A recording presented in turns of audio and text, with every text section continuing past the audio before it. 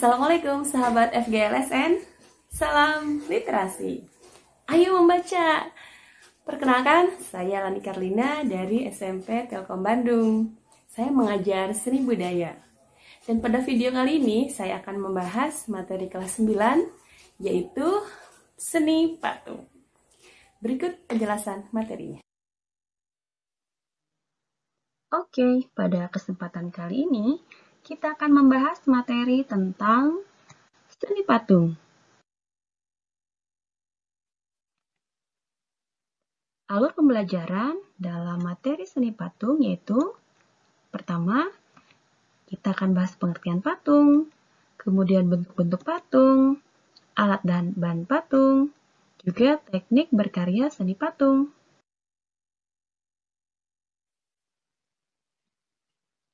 Adapun tujuan pembelajaran dari materi ini, yang pertama, diharapkan siswa dapat menjelaskan pengertian patung, dan yang kedua, siswa dapat mengklasifikasikan jenis-jenis patung berdasarkan bentuk perwujudannya.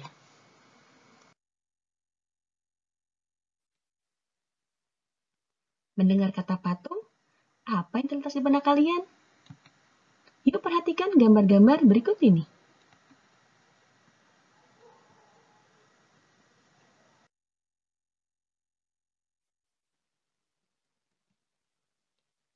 Setelah mengamati gambar-gambar patung tersebut, coba jawab pertanyaan berikut. Yang pertama, apakah kalian pernah melihat patung tersebut secara langsung? Yang kedua, apakah kalian tahu sejarah dari patung tersebut? Yang ketiga, apakah kalian mengetahui fungsi dari patung tersebut? Dan yang keempat, apakah kalian tahu bahan dari patung tersebut?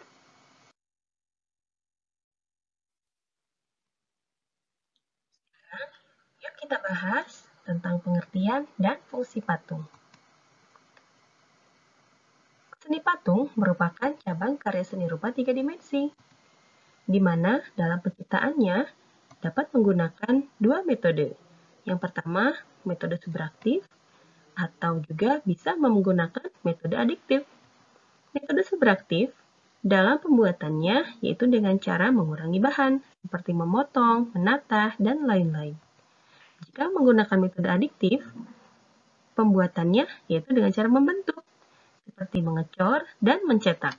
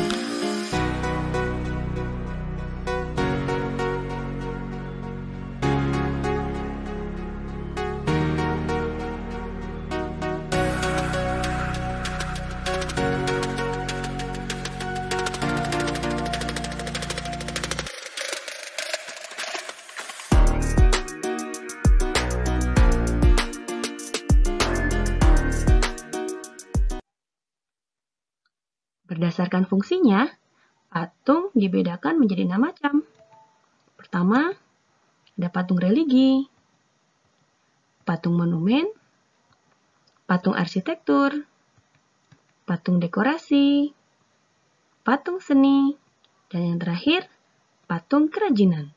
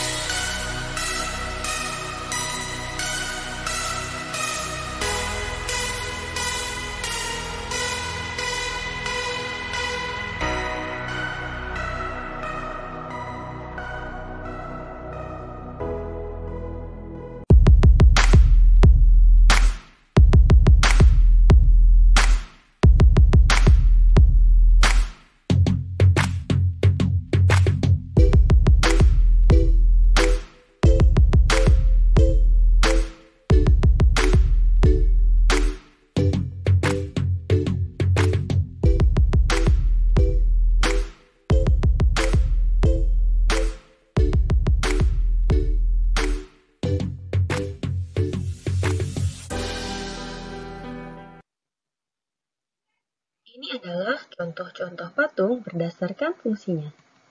Yang pertama adalah patung religi. Ada yang pernah lihat patung ini? Benar, ini adalah patung yang ada di Candi Borobudur.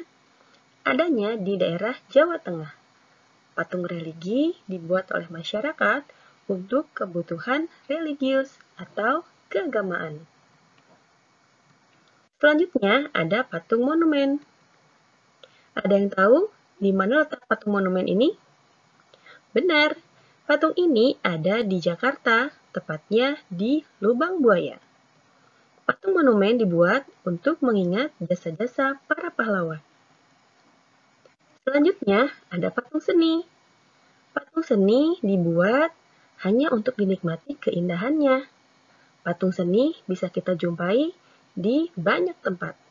Bisa di taman kota, di pinggir jalan. Patung seni ini bentuknya unik ya. Selanjutnya ada patung kerajinan. Patung kerajinan biasanya dibuat oleh tangan, tapi ada juga yang dibuat oleh mesin. Fungsinya sama untuk dinikmati keindahannya. Selanjutnya patung arsitektur.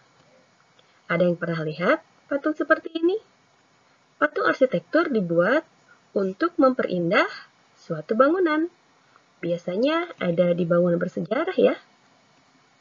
Terakhir, ada patung dekorasi. Patung dekorasi dibuat untuk memperindah dekorasi.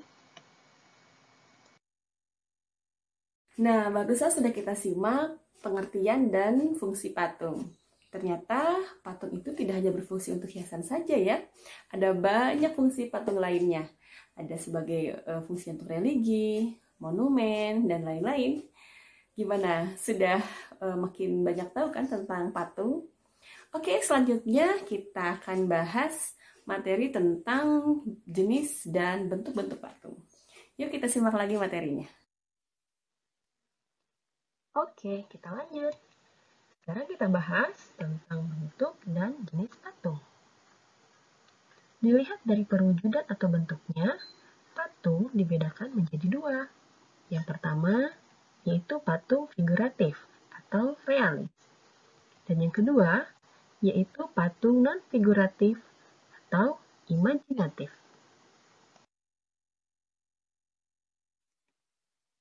Apa sih patung figuratif itu? Patung figuratif bentuknya merupakan tiruan dari bentuk alam.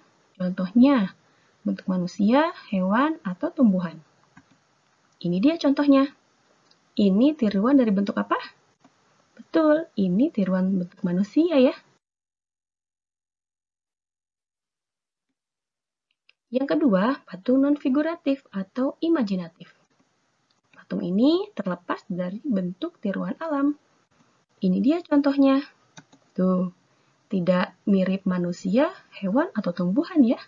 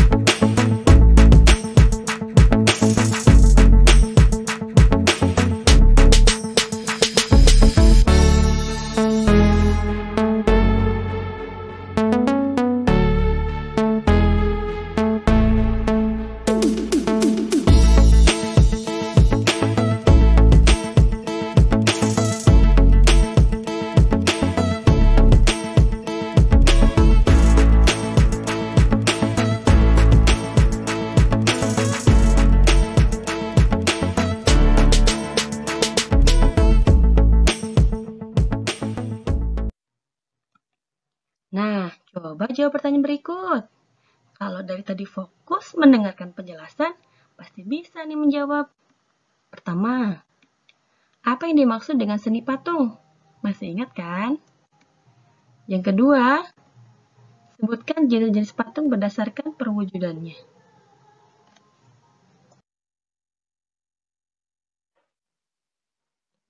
Ada kutipan bagus nih dari salah satu tokoh dunia, Albert Einstein. A person who never made a mistake never tried anything new. Seseorang yang tidak pernah melakukan kesalahan, tidak pernah mencoba sesuatu yang baru. Nah, coba kalian jawab pertanyaan tadi ya, jangan menyerah. Kalaupun salah, tidak apa-apa. Kan namanya juga belajar.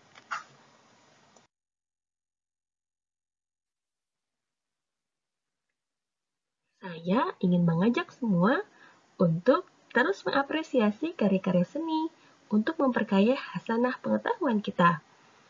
Semangat! Nah, demikianlah penjelasan materi tentang seni patung, yaitu tentang pengertian, fungsi, bentuk, dan jenis-jenis patung. Sampai ketemu di lain kesempatan. Salam literasi, ayo membaca. Assalamualaikum warahmatullahi wabarakatuh.